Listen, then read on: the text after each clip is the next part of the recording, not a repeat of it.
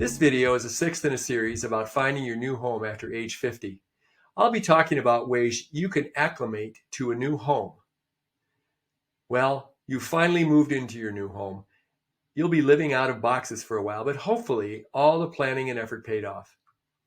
While putting up your feet for a well-deserved rest, take a few moments to think about how you'll adapt to your surroundings and establish new routines. Thinking about all those boxes you've unpacked and about those still waiting for your attention, here's a seemingly impractical tip to help you feel more settled in your new home. Among the remaining boxes, find those containing some of your favorite things that will truly personalize your space. Perhaps it's a favorite picture or a sentimental object that signifies you're at home. Like I said, it might feel impractical, but take a few minutes to bring out some treasured items to stake your claim on the new home. Next, there are some essential tasks to complete so your arrival in the new home is official. They may sound a little boring, but they will help you get settled quicker. First, check smoke alarms and carbon monoxide detectors. Replace batteries or entire units as necessary. Next, identify repair or maintenance needs. There are always things to repair or maintain in one's living space. Make a list of items, and if you're renting, submit it to the landlord. If you own the new home, prioritize the list and add deadlines so essential tasks don't slide. Next, establish domicile in the new state. If you've moved across state lines and intend to live over half the time in the new state, your domicile or residency status needs to be changed.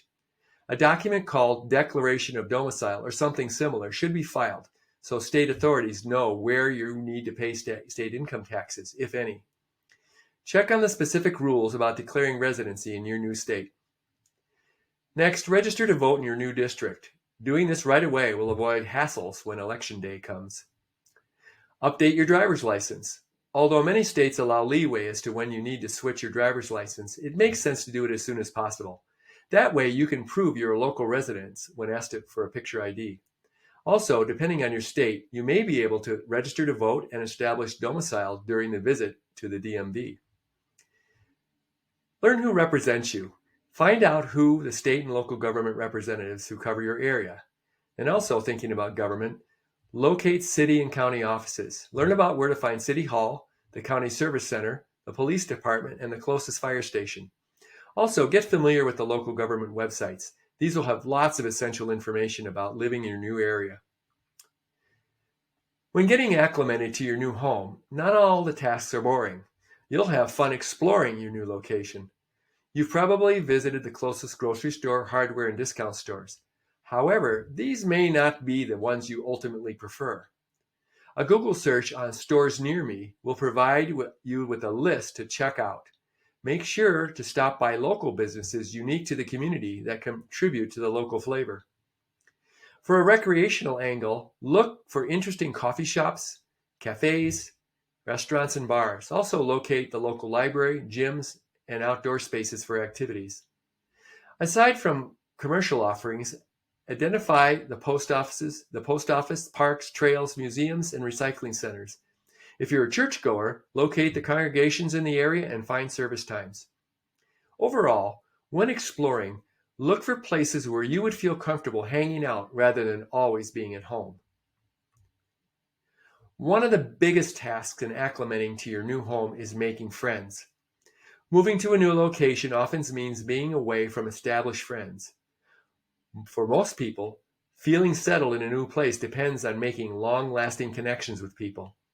Here are some ideas for creating a social circle in your new location. First, have a positive mindset. Some people are born extroverts who have no problem initiating contact with strangers. For most of us, however, it takes some effort to reach beyond our comfort zone. Make it easier on yourself by staying positive, and remember that friend making takes time. On the other hand, challenge yourself to take some social risks.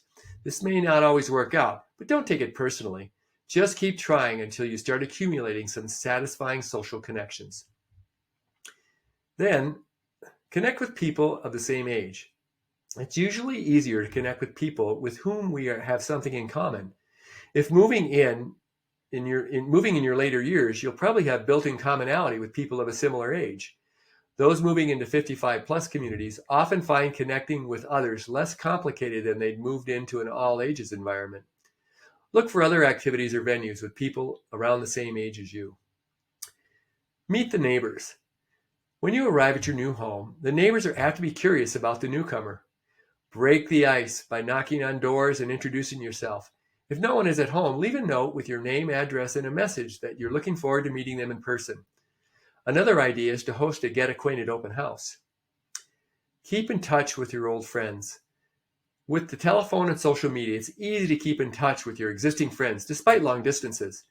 Connecting with these folks can help with the loneliness that might occur while building new social networks.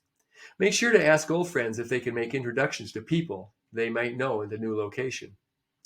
Then there's social media connections. Social media can be a great way to fast forward the process for connecting with people in your new location. Sites like Facebook groups or meetup.com can help arrange in-person meeting opportunities with people individually or in groups that have similar interests. And finally, join in. Signing up for classes or workshops is another way to meet people with common interests. Also, volunteering in the community at schools, churches, homeless shelters, food pantries, political parties, or city projects are terrific ways to make connections with like-minded people. I hope this video about finding your new home after 50 has been helpful. In the rest of the video series, we'll cover more things to think about as you consider your next new adventure in life.